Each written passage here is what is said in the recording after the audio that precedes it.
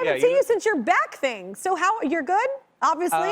Yeah, absolutely. I literally had the X-ray results in about 2 days ago. Really? Yeah, because I've still got this rod in my back and I've got like screws. Yeah, I'm seriously. I mean, the scar's like that big. You're wearing a rod in your back right now? I have titanium in my body. Yeah. Wow, Yeah. you're like a robot. You're part robot. That's awesome. Yes, I'm like part robot. You are. What was his name? The Terminator. You know, he's part whatever.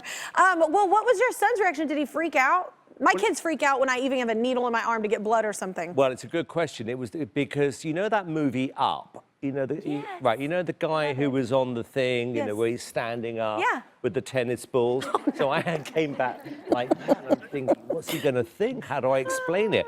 So Lauren told him that, you know, basically what had happened, that I've got all this stuff in my back. And he came in one morning and he went, Daddy, you're like Iron Man, aren't you? And I went, that's a good way of putting it. And once I knew that he understood, then I felt fine, because that was the only thing that was worrying me, is that how at his age does he understand that I'm not going to be able to move for the next 3 or 4 months and blah, blah, blah. But that's scary, Simon. Like, I mean, not just for him, but you. Like, I didn't know, like, all of that. That's scary to know that you might, I mean, you probably had to work like hell to get that back, right? Like, with rehabilitation? I got really lucky. I mean, I was like a millimeter away from breaking my spine, which would have been a disaster. So, in a weird way, it was kind of meant to happen, because I was really pushing my luck. I was buying these crazy, crazy bikes.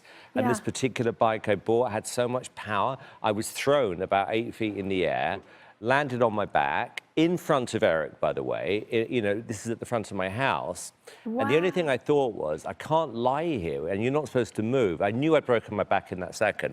Somehow managed to get back into my bedroom. I'm lying in my bed, covered in blood, waiting for the ambulance. You moved? Oh, yeah. You left? I got carried. And I'm lying there, hallucinating, about to pass out. And I look over, and there's a girl sitting in my bedroom. And I'm like, oh, hello, who are you? And she went, I'm here to give you a COVID test. I went, what? And she just walked over and gave me a COVID test. Yeah, in the middle of all of this. You're like, I think I might not be able to make it, ma'am. Yeah, have a good I wasn't day. like top of my list at that moment, have a COVID test. But anyway, I went in that night, had an operation for like 7 or 8 hours. Oh my gosh! Yeah, and I remember the surgeon's name is Daniel Nagasawa. He is, if you ever break your back, anyone, he's the person to go through. The most kind, amazing, smart person you'll ever meet. Wow, and you want someone like that to trust, you know, your life and the well-being of it thereafter.